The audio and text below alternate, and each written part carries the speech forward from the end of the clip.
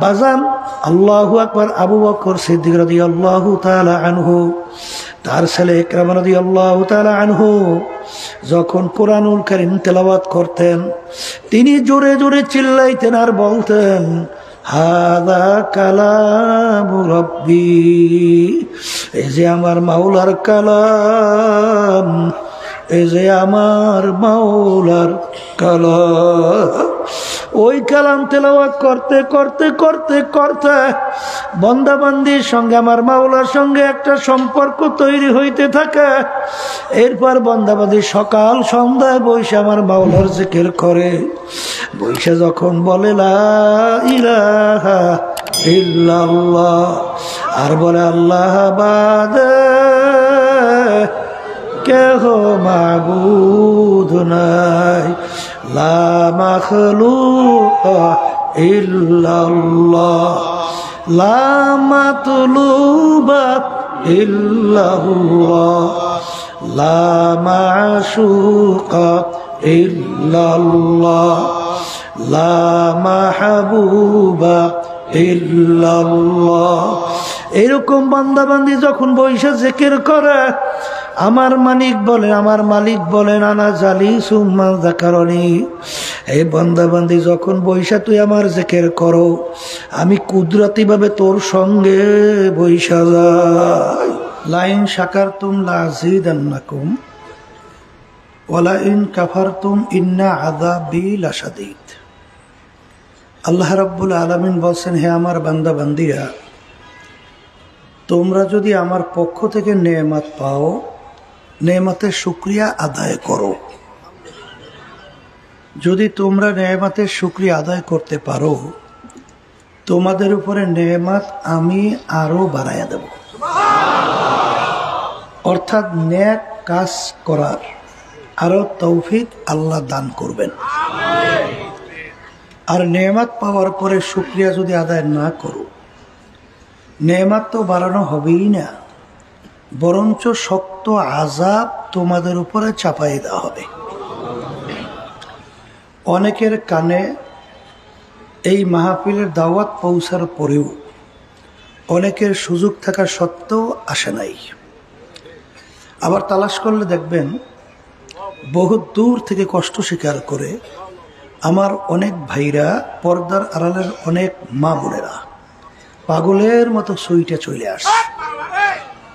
মান জাদ্দা ওয়াজাদা, যে যে জিনিস পাওয়ার জন্য চেষ্টা করে ওই জিনিস সে পাইয়াও যায়।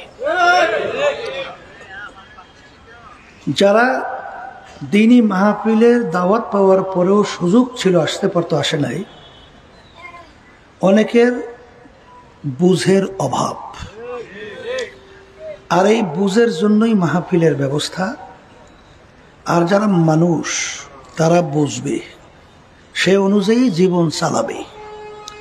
আর সুরাতে মানুষ ভিতরটা আবু জাহাল বা সাহেবা, আবু লাহাব মার্কার মতো, এরা বুঝবেও না, সেই অনুযায়ী নিজের জীবনকে চালাবেও না।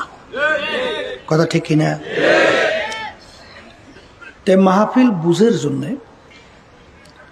আমি আপনাদের সামনে কোরআনুল কারীম থেকে আয়াত শরীফ তেলাওয়াত করছি। আয়াতের ভিতর আল্লাহ রাব্বুল আলামিন বলেন, আমি যত মাখলুকাত সৃষ্টি করেছি এর ভিতরে দুইটা মাখলুকাত আমি সৃষ্টি করার কারণ হলো আমার ইবাদতের জন্য। কি জন্য? লিয়াবুদুন। তাফসীরের ভিতরে লিয়াবুদুনের তাফসীরে আসছে আয় লিয়ারিফুন। আল্লাহ রাব্বুল আলামিন আমাদেরকে সৃষ্টি করেছেন সৃষ্টিকর্তার পরিচয় লাভ করার জন্য। কার পরিচয়? সৃষ্টিকর্তার পরিচয় লাভ করার জন্য। অন্যান্য মাখলুকাতগুলো আল্লাহ সৃষ্টি করছেন কিন্তু আমাদের জন্য। কাদের জন্য? কারণ আল্লাহ কোরআনুল কারীমে কি বলছেন? ওয়া খুলিকালাকুম মা ফিল আরদি জামিআ। অন্যান্য মাখলুকাতগুলো আমি সৃষ্টি করছি তোমাদের জন্য, আর তোমাদেরকে আমি সৃষ্টি করছি আমার পরিচয় লাভ করার জন্য, ইবাদতের জন্য। কথা ঠিক কিনা? অন্যান্য মাখলুকাতগুলো যে আল্লাহ আমাদের জন্য সৃষ্টি করছেন, সংক্ষেপে দুই এক কথায় বুঝবেন। সূর্য আমরা দেখতেছি, সূর্য আমাদের মানুষের দরকার আছে না? একটা মানুষ যদি দুনিয়ায় না থাকে সূর্যের কিছু হবে? তাহলে সূর্য আল্লাহ বানাইছে কাদের জন্য? আমাদের জন্য। গরু পালি না আমরা, গরু আমাদের মানুষের দরকার আছে না? একটা মানুষ যদি দুনিয়া না থাকে গরুর কিছু হয়? তাহলে গরু আল্লাহ বানাইছে আমাদের জন্য। মাছ আমাদের লাগে না? মানুষ না থাকলে মাছের কি হয়? তাহলে মাছও আল্লাহ বানাইছেন আমাদের। গাছ আমাদের দরকার আছে না? একটা মানুষ দুনিয়া না থাকলে গাছের কি হয়? তাহলে বোঝা গেল সমস্ত মাখলুকাত গুলো আল্লাহ বানাইছেন কাদের জন্য? বলেন আমাদের জন্য। আর আমাদেরকে আল্লাহ বানাইছেন কেন? বলেন তার ইবাদত, তার পরিচয় লাভ করার জন্য। কথা ঠিক কিনা? আর এই সৃষ্টিকর্তার পরিচয় লাভ করার জন্য যে ব্রেন, যে শক্তি দরকার, সেই শক্তি আল্লাহ রাব্বুল আলামিন দান করছে মানুষের মধ্যে। কার মধ্যে? ভালো মন্দ এইটা বিবেচনার শক্তি গরুর আছে, ছাগলের আছে, কিন্তু মানুষের আছে। কথা ঠিক কিনা? যেই মানুষের ভিতরে এই শক্তি থাকার পরেও সেই মানুষগুলো যদি সৃষ্টিকর্তার পরিচয় লাভ করতে না পারে, ওই মানুষগুলো সম্পর্কে আল্লাহ বলছেন চতুষ্পায় জানোয়ারের চেয়েও খারাপ। অন্য আয়াতে আল্লাহ বলছেন সমস্ত মাখলুকাতের ভিতরে নিকৃষ্ট, খারাপ। কথা ঠিক কিনা? এই জন্য দেখবেন ইব্রাহিম আলাইহিসসালাম যখন তার একটু বুঝ হইল, তখন তিনি চিন্তা করতেছিলেন যে এই বিশাল আসমান, এই বিশাল জমিন, এই সূর্য, এই চন্দ্র, এই তারকা, এই পানি, এই নদী, এই সাগর, এই বিভিন্ন ডিজাইনের মাখলুকাত, এ নিশ্চয়ই বানন্য একজন সৃষ্টিকর্তা আছে। তার মেধায় এটা কাজ করতেছে। তখন তিনি দেখলেন আকাশের ভিতরে চন্দ্র উঠে গেছে। তা চিন্তা করলেন এইটাই আমার সৃষ্টিকর্তা হবে। কিন্তু এক পর্যায়ে চন্দ্র কি হয়ে গেছে? ডুবে গেছে। না, সৃষ্টিকর্তা কখনোই অস্তমিত হইতে পারে না, এ আমার রব হইতে পারে না। এরপরে পরদিন উঠছে সূর্য, দেখে বিশাল প্রকৃতি, এ আমার রব হবে এবং বড় রব। দেখে সেটাও অস্তমিত হয়ে গেছে। না, রব কখনোই অস্তমিত হইতে পারে নাই। কথা ঠিক না? ঠিক।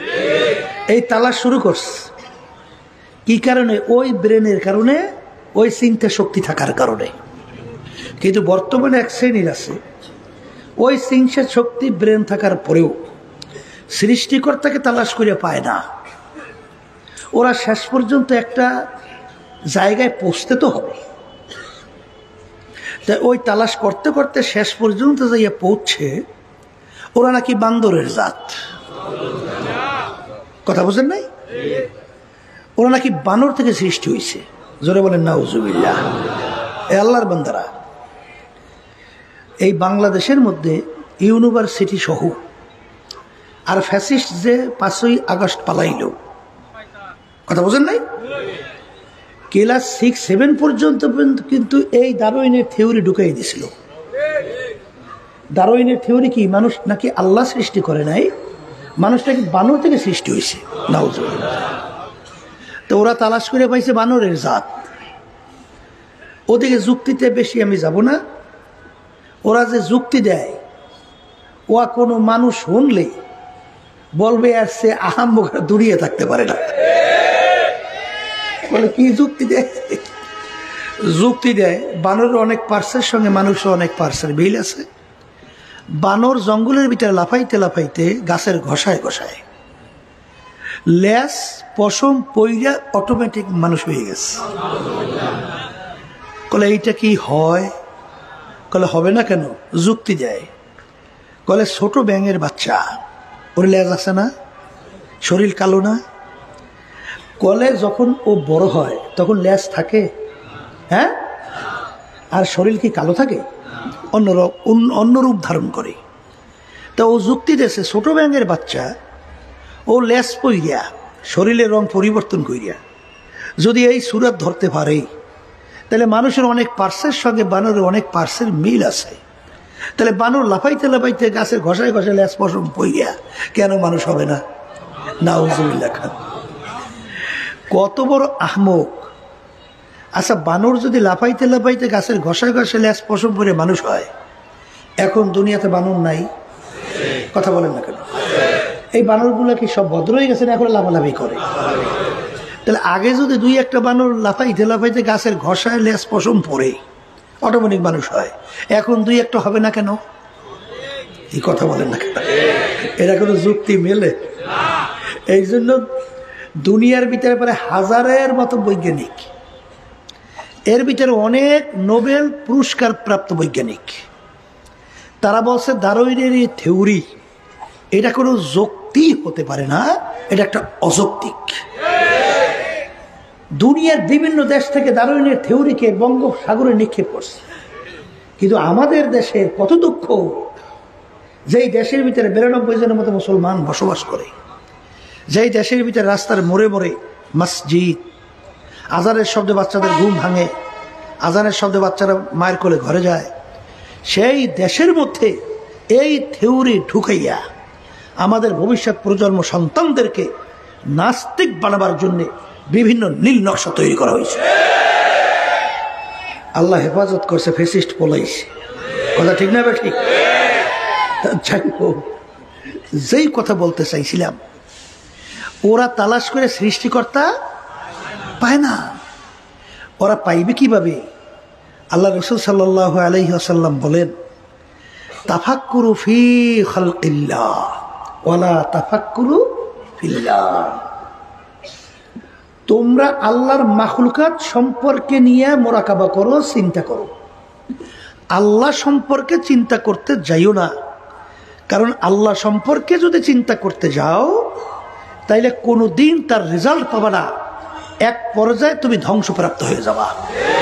কারণ ওই ব্রেন, ওই চিন্তা শক্তি আল্লাহ রাব্বুল আলামিন কোন মানুষের মধ্যে দান করে নাই। কির মধ্যে দান করে নাই? আবার বলেন, তাই যেই জিনিস নাই এইটা নিয়ে যদি আপনি কোনো নাড়াচাড়া করেন, চেষ্টা করেন, কোনো ফল পাবেন? আজ পর্যন্ত কেউ পায়? উদাহরণ বুঝেন না? ওরা বলতে চায়, হুজুর সৃষ্টিকর্তা যদি একজন থাকি তাহলে তাকে কে বানাইলো? আচ্ছা, কথার কথা আমি যদি বলি আল্লাহকে সৃষ্টিকর্তাকে অমুক বানাইছে, প্রশ্ন শেষ করছে না আবার করবে? হুজুর তাহলে তাকে বানাইছে কে? যদি বলেছে তাকে বানাইছে অমুকে, প্রশ্ন শেষ? তাই বলেন তো, তাকে বানাইছে কে, তাকে বানাইছে কে, তাকে বানাইছে কে, প্রশ্ন শেষ করবে? মুখ খুলে কথা বলে কি আপনার ব্রেনে কি কয় পাওয়া যাবে? তাহলে কোনো দিন এই প্রশ্নের শেষ নাই। তাহলে ব্যাপারটা কি? একটা স্বাভাবিক মনে করেন, এভাবে ব্যাপার কিচ্ছুই না। তা কি? মানুষ বানাইছে কে? বলেন মুখ খুলিয়া। এই মানুষের চিন্তা শক্তি ব্রেন দান করছে কে? এই চিন্তা শক্তি ব্রেনের ভিতরে একটা সীমাবদ্ধতা আছে না নাই? আছে। তাহলে আল্লাহ রাব্বুল আলামিন এই মানুষের চিন্তা ব্রেন শক্তির মধ্যে সৃষ্টিকর্তা আল্লাহ সম্পর্কে, তার রহস্য সম্পর্কে এই যে চিন্তা করার শক্তি আল্লাহ দেয় নাই। পাইবে কেমনে? বলতে মানুষ বানাইছে কে? আল্লাহ। মানুষের চিন্তা শক্তি দান করছে কে? আল্লাহ। এই কথা ঠিক না? ঠিক। আলহামদুলিল্লাহ। তাহলে আল্লাহ রাব্বুল আলামিন আপনাকে আমাকে বানাইছেন, দুনিয়াতে পাঠাইছেন। এখন আল্লাহর পরিচয়টা আপনার আমি পাবো কিভাবে? আল্লাহ রাসূল সাল্লাল্লাহু আলাইহি ওয়াসাল্লাম বলেন, আল্লাহর মাখলুকাত নিয়ে তোমরা মোরাকাবা করো, চিন্তা করো। যদি কিছু সময় তোমরা মোরাকাবা চিন্তা করতে পারো, 60 বছর নফল ইবাদতের সব তোমার আমলনামা জমা হবে। অন্য রায়তের ভিতরে আছে 70 বছর, অন্য রায়তে 80 বছর। কারণ যখন বান্দাবান্দি আল্লাহর মাখলুকাত সম্পর্কে চিন্তা করে, তখন ওই মাখলুকাতের খালেকের পরিচয় তার কাছে আইসা যায়। কথা ঠিক না ঠিক? এই জন্য আমার ভাইদেরকে বলবো, তাহলে আল্লাহর পরিচয় আপনি তালাশ করে পাওয়ার জন্যে আল্লাহ রাব্বুল আলামিন তোমাকে আমাকে বলছেন, বেশি দূরে তালাশ করা দরকার নাই, তোর নিজের ভিতরে তাকাইয়ে মুরাকাবা কর। কলে তা কেমন? অবিল আফাকি ওয়া ফি আনফুসিকুম আফালা তুবসিরুন। আমার বান্দা বান্দিরা, তুমি তোমার নিজের দিকে তাকাও, চিন্তা করো, মুরাকাবা করো, আমার পরিচয় পাবা। কথা ঠিক কিনা? কলে কেমনে? আপনার আমার অস্তিত্ব কি? এক কাতরা নাপাক পানি। কি কথা ঠিক না বেটে? তাও আবার আমশ্বাস বেজাইয়া, তাও আবার কি? আচ্ছা, ওই নাপাক পানির ভিতরে আপনার আমার অস্তিত্ব, কোন সুরাজ সিরাজ, এই চেহারার মানুষ কিছু ছিল? কথা বলেন। তাহলে আল্লাহ রাব্বুল আলামিন মায়ের পেটের মধ্যে ওই পানির ভিতরে রক্ত দিয়ে জমাট বাঁধাইছে। রক্ত জমাট বাঁধাইয়া হাড্ডি তৈরি করছে।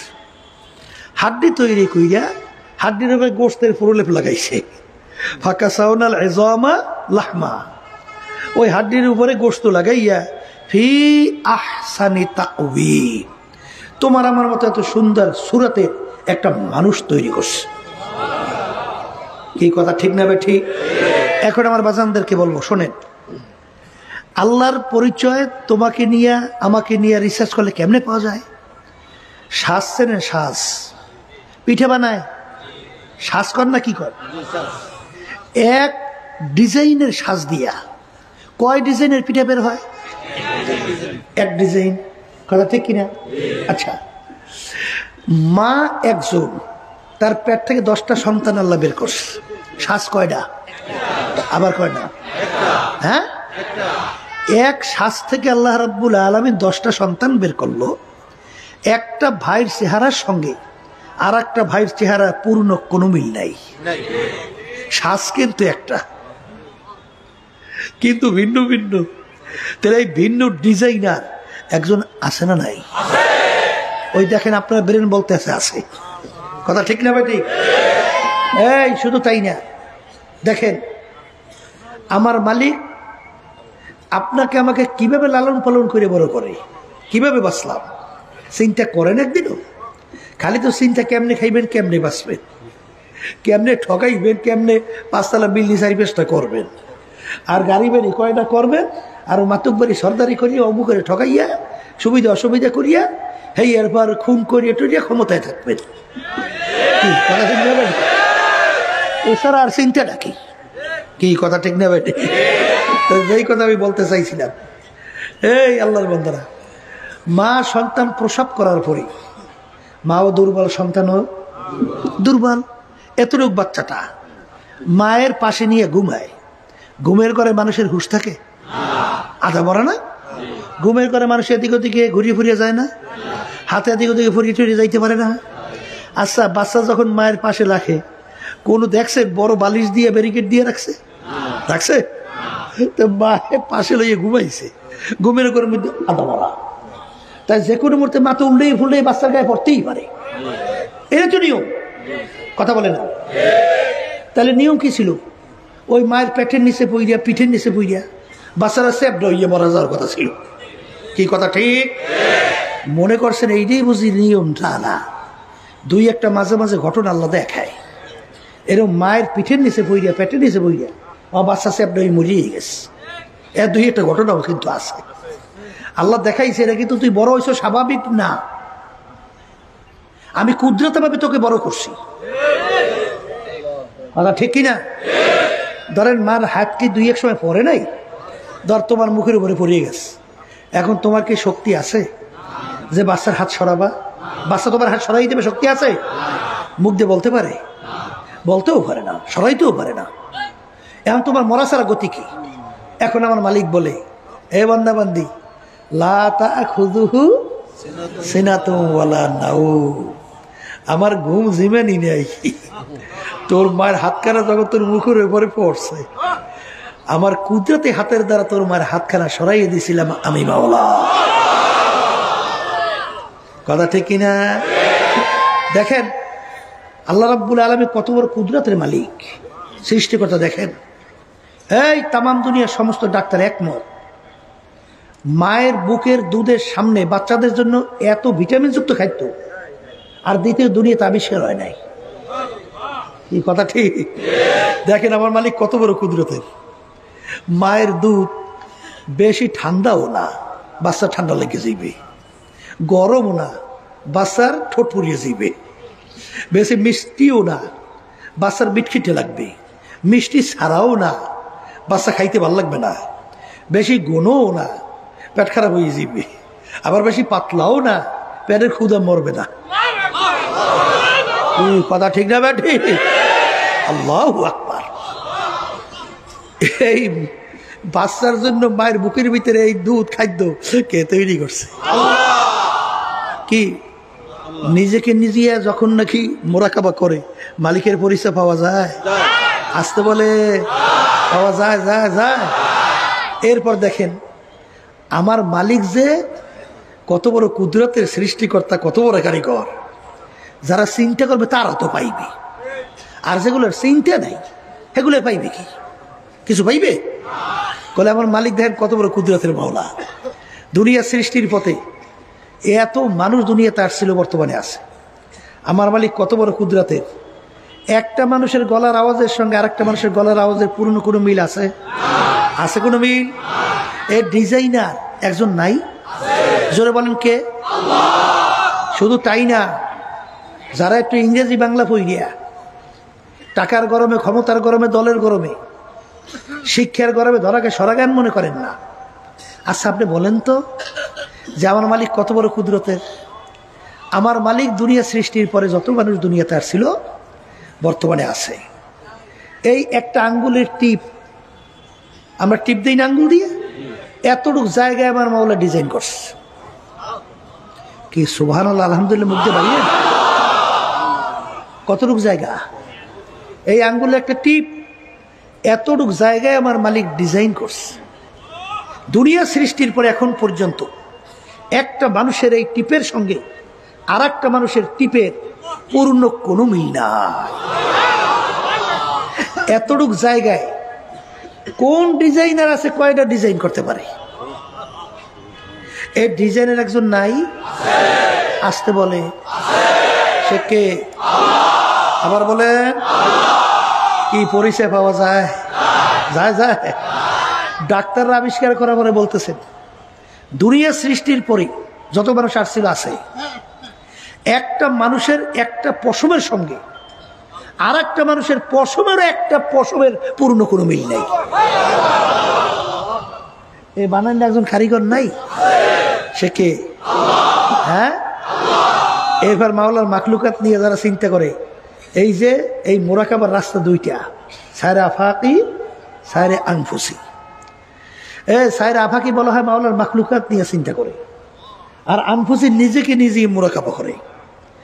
যখন নাকি বান্দাবান্দি সূর্যের দিকে তাকায়, তাকাই যখন রিসার্চ করে, বৈজ্ঞানিকরা বলছে সূর্যটা নাকি দুনিয়া থেকে 13 লক্ষ গুণ বড়। কত লক্ষ? যেখানে অবস্থান করতেছে সেই সূর্যটা নাকি দুনিয়া থেকে 9,30,00,000 মাইল দূরে।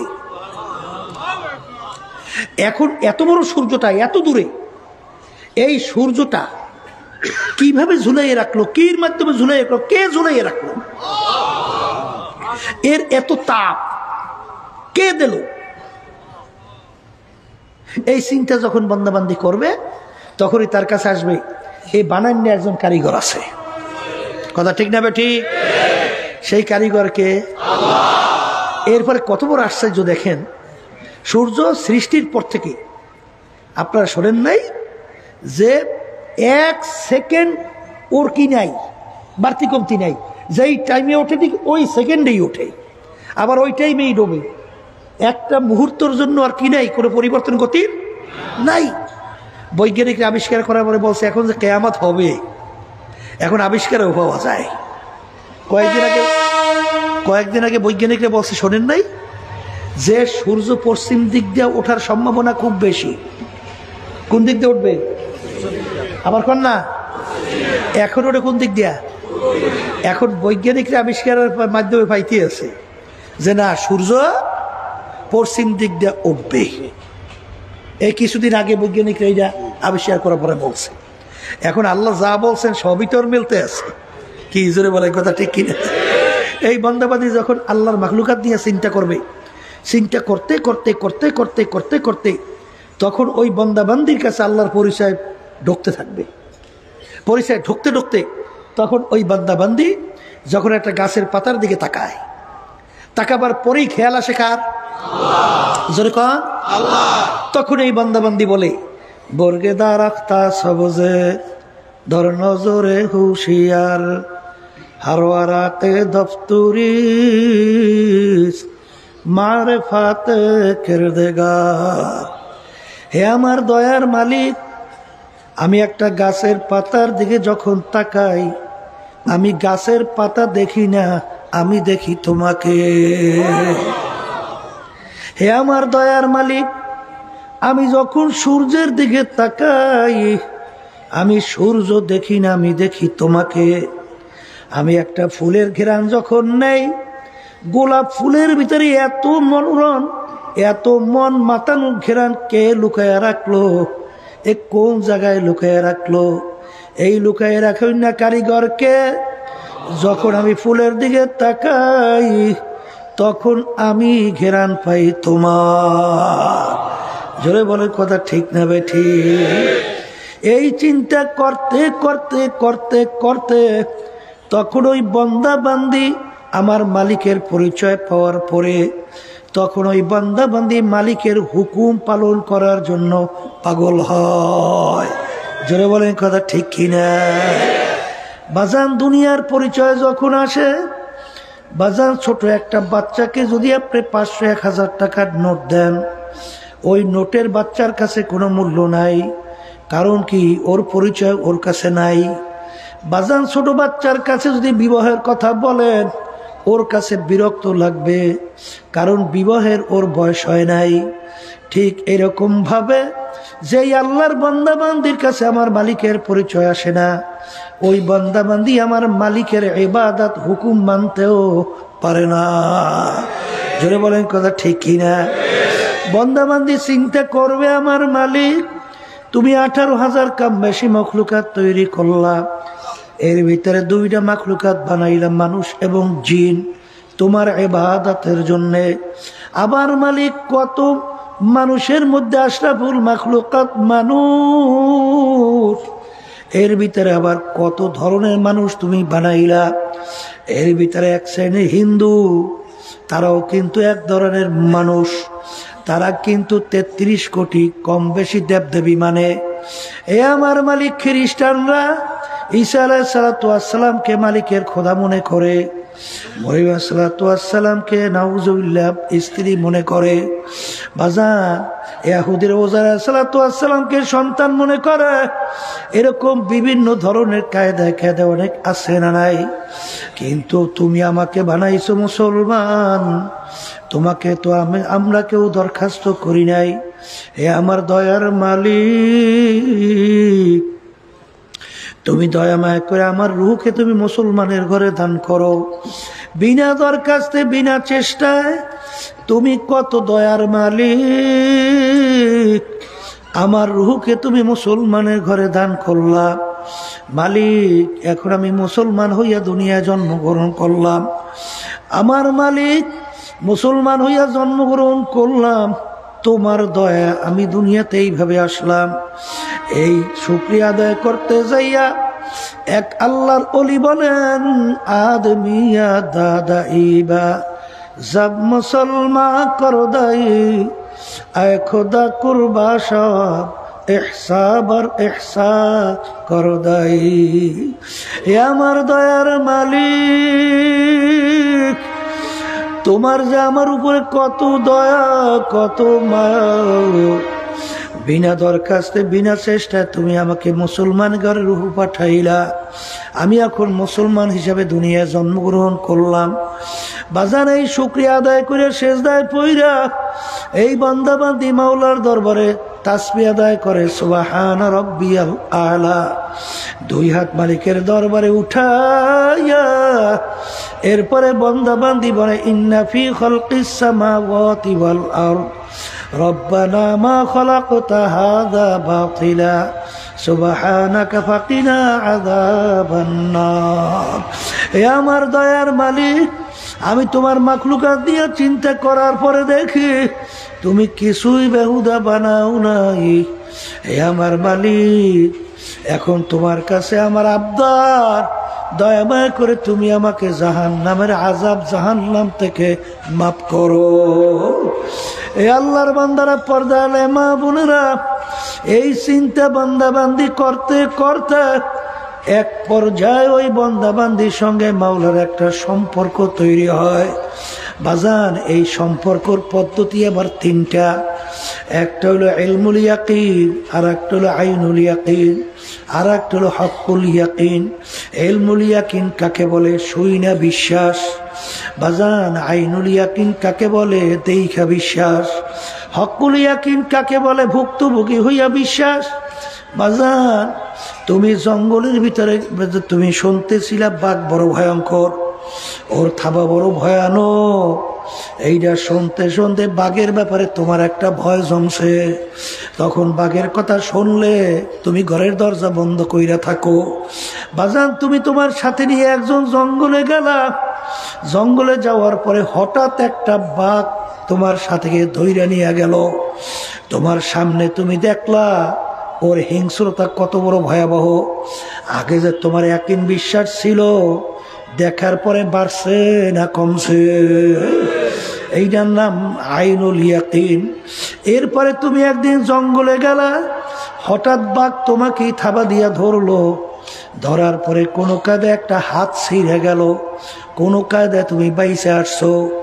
আগে যে দেখে বিশ্বাস করছিলা, এখন ভুক্তভোগী হইয়া বিশ্বাস আরো ভয়ানক। জোরে বলেন কথা ঠিক কিনা? ঠিক। আল্লাহর বান্দা বান্দিরা, এক শ্রেণী আল্লাহর বান্দা বান্দিরা দুনিয়ার মধ্যে আছে এরকম, তারা ওলামায়ে কেরামদের জবান থেকে শুনতে শুনতে আমার মালিকের পরিচয় পাইয়া, আমার মালিকের আযাব গজবের কথা শুই না, তাদের ভিতরে একটা ভয় জন্মায়, আমি যদি গুনাহগার হইয়া কবরে যাই, ওই এক সেকেন্ডে আযাব সহ্য করার কোনো শক্তি আমার নাই।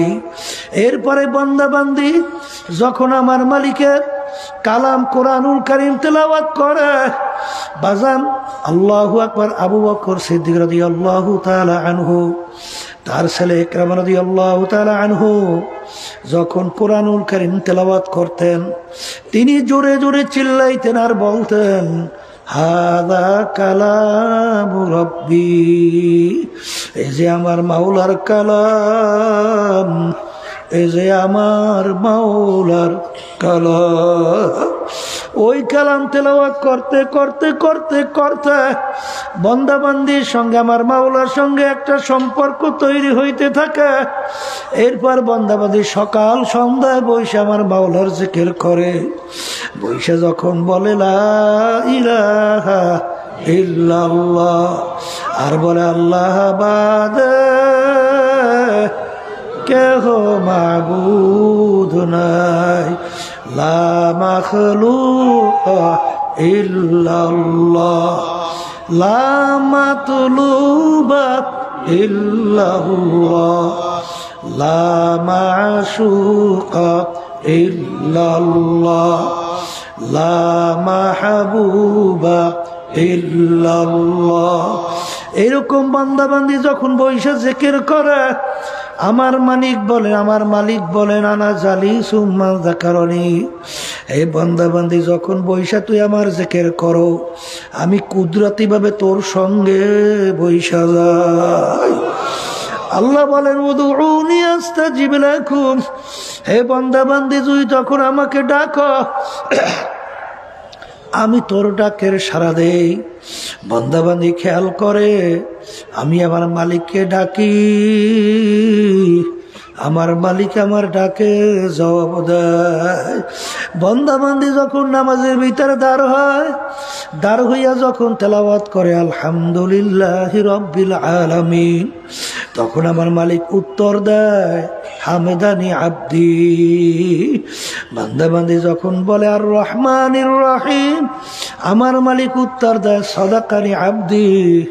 বন্দাবান্দি তুই সত্যই বলছো, নামাজের ভিতরে বন্দাবান্দির কথোপকথন আল্লাহর সঙ্গে হয়। এই জন্য এক আল্লাহর ওলি বলছিলেন, আমি আল্লাহ শব্দ বইলা অপেক্ষায় থাকি চুপ কইরা, যখন আমার মালিকের জবাব আসে তখন আবার বলি আল্লাহ। বাজান, এটা কিন্তু বুঝাবার জিনিস না, বুঝবার জিনিস। এই প্রতীক ছাড়া কাউকে বুঝানো যাবে না। যখন ওই বান্দা বান্দি আমার মাওলার আযাব গজব নিয়া যখন তারা মুরাকাবা করে, মুরাকাবা করতে করতে করতে করতে মনে হয় যেন কেমন গয়াকে মাওলার আযাব দেখেই ফেলাইছে। এরপরে আগে যে তার আলেম ওলামাদের আলোচনা শুই না, যে তার পরিচয় আর ছিল, ভয় আর ছিল, এখন তার পরিচয় ভয় আরো বাড়ছে। এরপরে যখন নাকি বান্দা বান্দি মুরাকাবার সবক আদায় করে, মুরাকাবার সবক আদায় করতে করতে এক পর্যায়ে বান্দা বান্দি যখন মুশাহাদার সবক আদায় করে, এক পর্যায়ে তারা এমন পর্যায়ে পৌঁছে যায় মনে হয় যেন নিজেই আল্লাহর আযাব ও গজবের ভিতরে পইড়া গেছে। এরকম একটা অবস্থান তৈরি হয়ে যায়। বাজা, যেরকম নাকি বাঘ দেখে ভয় পাওয়ার পরে অনেক সময় ঘুমের ঘরে অনেকে দেখবা বাঘ বাঘ করে লাফাইয়ে ওঠে, কারণ বাঘের ভয় তার ভিতরে এমন ভাবে জমছে, এখন বাঘের কথা স্বপ্নের মধ্যেও লাফাইয়ে ওঠে। ওই বান্দা বান্দি আমার মাওলার আযাব ও গজবের মুরাকাবা করতে করতে তখন কেমন জানি গুনার কথা যখন তার মনে হয়, তখন তার মনে হয় যেন আমি বুঝি জাহান্নামের ভিতরে পইড়া গেলাম। এই কথা মনে করিয়া তার চিৎকার শুরু হয়ে যায়। আরে এদের ব্যাপারে আমার মালিক বলেন, তাকশাইরু মিনহু জুলুদুল্লাযীনা ইয়াখশাউনা রাব্বাহুম সুম্মা তালিনু জুলুদুহুম ওয়া কুলুবুহুম ইলা যিকরিল্লাহ। এক শ্রেণী আমার বান্দাবান্দি এরকম দুনিয়া আছে, তাদের কাছে যখন আমার আযাব ও গজবের আলোচনা করা হয় তখন তাদের এই আলোচনা জাহান্নামের ভয়, তাদের শরীরের চামড়া থর থর করে কাঁপা ওঠে, তাদের কলবটা থর থর করে কাঁপা ওঠে। তখন মাওলার আযাব ও গজবের ভয় তারা অস্থির হইয়া ছটফট করতে থাকে। বাজান, এইটা হলো হকুল ইয়াকিন। এই জন্য আমার বাজানদেরকে বলবো, পর্দা আলে মা বোনদেরকে বলবো, বাজান আমার মাওলার পরিচয় যারা পাইছে তাদের কাছে দুনিয়ার কোনো মূল্যই নাই। বাজান, তারা সবসময় চিন্তা করে আমার মালিক কোন কাজে খুশি, আমার মালিক কোন কাজে বেজার। যেই কাজে আমার মালিক খুশি, আমার জীবন হুঁশ থাকতে সেই কাজ আমি ছাড়ব না। যেই কাজে আমার মাওলা বেজার, হুঁশ থাকতে ওই কাজ আমি করব না। ঠিক আমার বাজানদেরকে বলবো, পর্দারে মা বোনদেরকে বলবো, বাজান আমার মাওলার পরিচয় নাও। আমার মালিক কত বড় রহমতের মালিক, আমার মালিক কত বড় দয়ার মালিক। আজকে মানুষ দুনিয়া কেউ কাউকে যদি সহযোগিতা করে, তার জন্য তোর মায়া হয়, তার জন্য তার একটা আন্তরিকতা তৈরি হয়। ঠিক আমার বাজানদেরকে বলবো, আমার মালিকের দয়া নিয়ে মাঝে মাঝে একটু মুরাকাবা করো। আমার মালিক তোমাকে আমাকে মায়ের পেট থেকে দুনিয়াতে পাঠাইলেন। বাজান, আজকেও আমার সঙ্গে দেখা করলো, অন্ধ, চোখে দেখে না, বলে হুজুর আমার জন্য দোয়া করেন। এ দুনিয়াদার পাগল, আমার মালিক ইচ্ছা করলে তোমাকে আমাকে অন্ধ কইরা বানাইতে পারত কি পারত না? এই দুইটা চক্ষু নেমাতকে দান করলো। আজান, আরে কত বোবা মানুষ তোমার আমার সামনে আউ করে চিল্লায়। আজাদ, তোমাকে আমাকে আমার মালিক কথা বলার শক্তি দান করলেন। আল্লামাহুল বায়ান, মনে করছে এটা স্বাভাবিক না, না, আমার মালিক তোমাকে আমাকে কথা বলার শক্তি দিছেন। তুমি আর আমি কথা বলতে পারি, কিন্তু বোবা যে কথা বলতে পারে না। কই, তার তো জিহ্বাও ঠিক আছে, সবই তো ঠিক আছে, কথা কেন বলতে পারে না? তোমাকে আমাকে আমার মালিক কথা বলার শক্তি দান করলেন, এই দয়া মায়া কার? ভালো করে মনকে বুঝাও। বাজার এক আল্লাহর বান্দা মসজিদের ভিতরে যাইয়া কান্দে আর বলে, মালিক তুমি আমাকে এমন গরিব বানাইছো, মালিক এক জোড়া জুতা কেনার তৌফিক তুমি আমাকে দেও নাই। এই কথা বইলা যখন মসজিদ থেকে নামলো, দেখে মসজিদের দরওয়াজায় আল্লাহর বান্দা আরে হাতে পেয়ালা নিয়ে মানুষের কাছে পয়সা চায়। আরে ওর দুইটা পাউই মাওলা দেয় না। তখনই আল্লাহর বান্দা কান্দে আর বলে, আমার দয়ার মালিক, আমার চেনে মুখ হারাম দ্বিতীয় আর দুনিয়া কেউ থাকতে পারে না। আরে তুমি আমাকে পয়সা দাও নাই, এই আফসোসে আমি কান্দি। কিন্তু তোমার এই বন্দার তো দুইটা পাও নেয়ামতি তুমি দাও নাই, আমাকে তো কত সুন্দর দুইটা নেয়ামত পাও দান করলা। এই নেয়ামত কে দিল? কে? শুকরিয়া কি আদায় করছো? আর আজকে দলের পিছনে পড়ছো, নেতা নেত্রীর পিছনে পড়ছো, দল ছাড়তে পারো না আল্লাহর হুকুম নবীর তরিকার বিরুদ্ধে হওয়ার কারণেও। কারণ কি? দল তোমাকে কি দিল? দল দিয়া তুমি কি পাইলা? তোমার মায়ের পেটের ভিতরে আমার মালিক তোমাকে আতুর ল্যাংড়া খুঁড়া কইরা বানাইলে, তখন তোমার দল, তোমার দলের নেতা নেত্রী তোমাকে আমাকে পাও দিতে পারতো। চক্ষু যদি না দিত চক্ষু ফেরত দিতে পারতো। বাজান জবান যদি না দিত কথা বলার শক্তি দিতে পারতো। এই নেয়ামত কে দান করলো? কত বড় লোক মানুষ আমাদের সামনে সন্তানদেরকে নিয়ে আসে, এত সুন্দর ফুটফুটের চেহারা, আইসা আমার সামনে বাপ দুই চোখের পানি চাইরা কান্দে আর বলে, হুজুর ওর জন্য একটু দোয়া করেন, আমার মালিক ওকে প্রতিবন্ধী বানাইছে। হুজুর ওকে ভালো মন্দ বোঝার শক্তি দেয় না। এ নেমুখারামের দলেরা, এই ভালো মন্দ বিবেচনা করার শক্তি ব্রেন কে দান করলো? জোরে মুখ খুলে বলো, কে? আমার মালিক ইচ্ছে করলে তোমাকে আমাকে প্রতিবন্ধী বানাইতে পারতো কি পারতো না? তাহলে আমার মাওলার দয়া তোমার আমার উপরে কি পরিমাণ অন্য সঙ্গে মেলে? কোনো মেলবে না। আমার মালিকের দয়ার মায়ার কোনো শেষ নাই। বরঞ্চ দুনিয়ার দিকে তাকাও বাজার, সন্তান যদি মায়ের সঙ্গে বড় বড় অন্যায় করে, অনেক সময় মা সন্তানকে তেজ্য পুত্র করে বের করে দেয়। অনেক সময় গেছিলাম গলা চিপা না ওই 10 মিনায় বাজান পটুয়াখালী জিলা, এক মুজাহিদ আমাকে বলে, হুজুর আল্লাহ আমাকে মার্ডার কেস থেকে বাঁচাইছে। আমি বলি কিভাবে? করে হুজুর একটা ছোট বাচ্চা মার্ডার হয়েছে, আরে আমাকে শত্রু হিসেবে আসামি দিয়ে দিছিল, কিন্তু হুজুর তদন্ত করার পরে বের হইল ওর মা তার স্বামীর ভাইকে নিয়ে ওই বাচ্চাটাকে মাইরে ফেলাইছে। কার পাগল হইছ? কার জন্য জীবন শেষ করতেছ? কোন কার প্রেমে পড়ছো? কোন দলের পিছনে পড়ছো?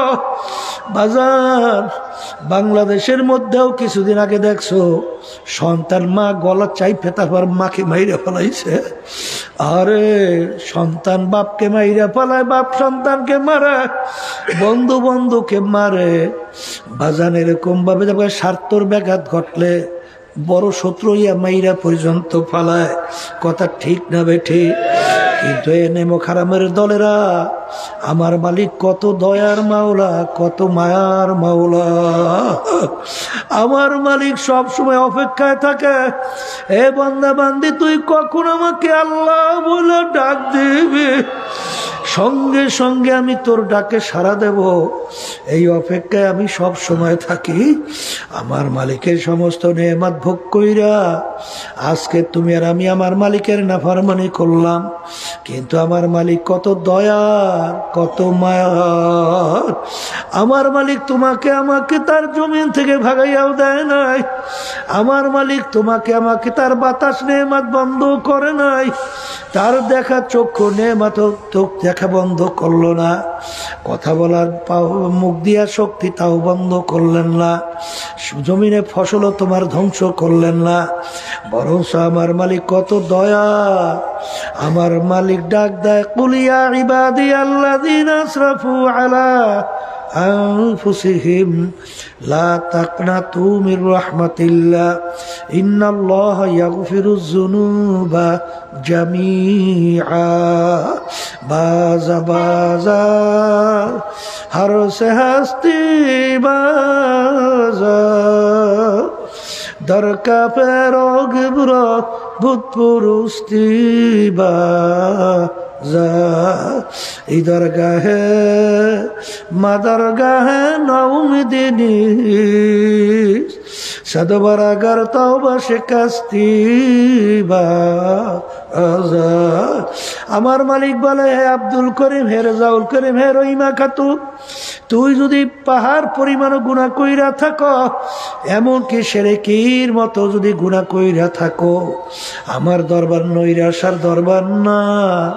তুই দিলটাকে ভাইঙ্গা দুই চোখের পানি ছাইরা দুই হাত আমার দিকে উঠাইয়া যখন তুই করুণ সুরে ডাক দিবি, হে আমার দয়ার মালিক,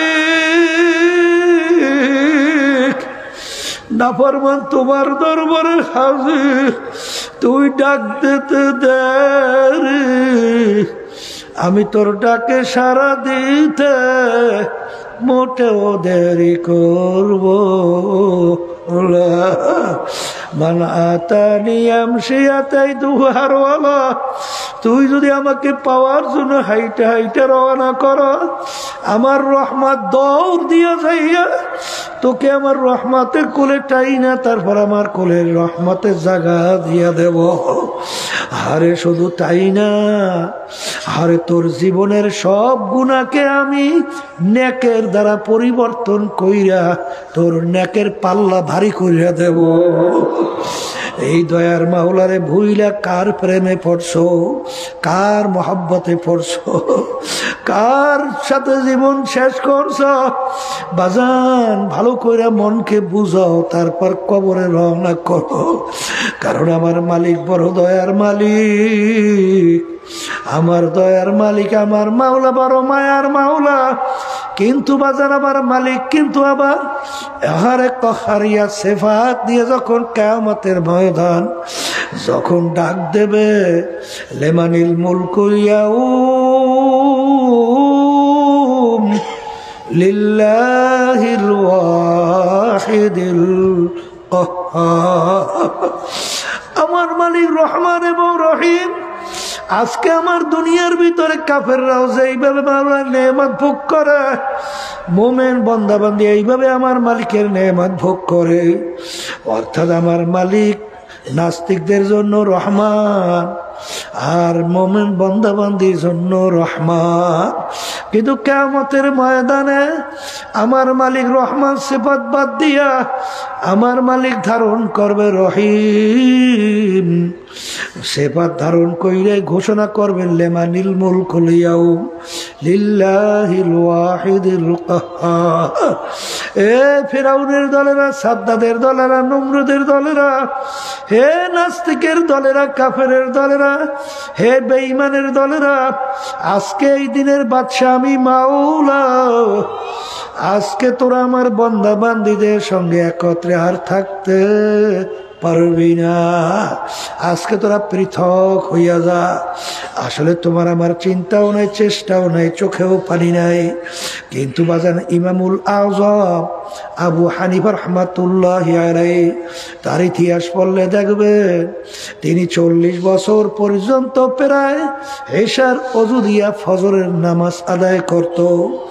এত বড় আবেদ ছিল। দুনিয়ায় থাকা অবস্থায় প্রায় 99 বারের মতো স্বপ্ন যোগে মাওলার সঙ্গে সাক্ষাৎ হয়েছিল। এত বড় আবেদ, এত বড় আল্লাহর ওলি, তিনি দুনিয়ায় থাকা অবস্থায় যখন তাহাজ্জুদের নামাজে দাঁড় হয়ে গেল, যখন তার সামনে আয়াত শরীফ আসলো, আমতাজুল ইয়াউমা আইয়ুহাল মুজরিমুন, কিয়ামতের ময়দানে আমার মালিক যখন ঘোষণা করবে, হে নাফরমানের দলেরা, তোরা আমার বান্দা-বান্দী থেকে পৃথক হইয়া যা। আবু হানিফা রাহমাতুল্লাহ আলাইহি তার ভিতরে এমন ভয় আইসা গেল, হে আমার দয়ার মালিক, সেদিন আমি আবু হানিফা যদি নাফরমানের কাতারে পইরা যাই, তখন আবার কি উপায় হবে? হে আমার মালিক, তখন আমার কি উপায় হবে? এই কথা বলে দুই চোখের পানি ফেলাইয়া কান্দা, আর বারবার বারবার ওই আয়াত শরীফ তেলাওয়াত করে, আমতাজুল ইয়াউমা আইয়ুহাল মুজরিমুন। যেই মামলার তদবির নাই তার কিন্তু খালাস নাই।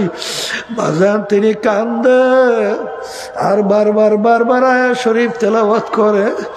এরকম আয়াত পড়তে পড়তে প্রায় সবে সাদেক হয়ে গেল। এরপরে ডান দিকে বাম দিকে সালাম ফিরাইয়া নামাজ থেকে বের হইল। বাজান কি ভয় মাওলার তাদের ভিতরে জমছিল। আর তুমি আর আমি গুনার পর গুনাহ করি, গুনার কথা মনে কইরা, মাওলার আযাব গজবের কথা মনে কইরা, জাহান্নামের কথা মনে কইরা তোমার আমার চোখে পানি আসে। যেই মামলার তদবির নাই ওই মামলারও কিন্তু খালাস নাই। আর আমার মালিক বড় দয়ার মালিক, আমার মালিক কিন্তু বান্দাবান্দির চোখের পানি সহ্য করতে পারে না। আল্লাহর হাবিব বলেন, মান বাকা মিন খাশিয়াতিল্লাহ হারামাল্লাহু তিলকাল আইনা আলাল্লাহ। যেই চক্ষু আমার মাওলার ভয় কাঁদবে, ওই চক্ষুর জন্য জাহান্নামের আগুন হারাম হইয়া যাবে। বাজান আমার মালিক বান্দাবান্দির চোখের পানি সহ্য করতে পারে না। বান্দাবান্দি যখন তেলটাকে ভাইঙ্গা দুই চোখের পানি ছাইরা যখন আমার মালিকের কাছে মাপ চায়, আমার মালিকের রহমতের দরিয়া জোশ মাইরা যায়। আমার মালিক সহ্য করতে পারে না। আমার মালিক বলে, বান্দাবান্দি আয় আয় আয়, তোকে আমি জাহান্নামে ফালাবো না, শয়তানের হাতেও সুপুর্দ করবো না, তোকে আমার কুদরতি কোলের ভিতরে নিয়ে জাগা না দিয়া পারবো না। এই জন্য আমার বাজানদেরকে বলবা, পর্দালে মা বোনদেরকে বলবো, বাজান আমার মালিক তো দাবি করছে, ওয়াল্লাযীনা আমানু আশাদ্দু হুব্বান লিল্লাহ। যারা মুমিন, যারা ঈমানদার, তারা সব জিনিসের চেয়ে আমার মালিককে বেশি মুহাব্বত করে।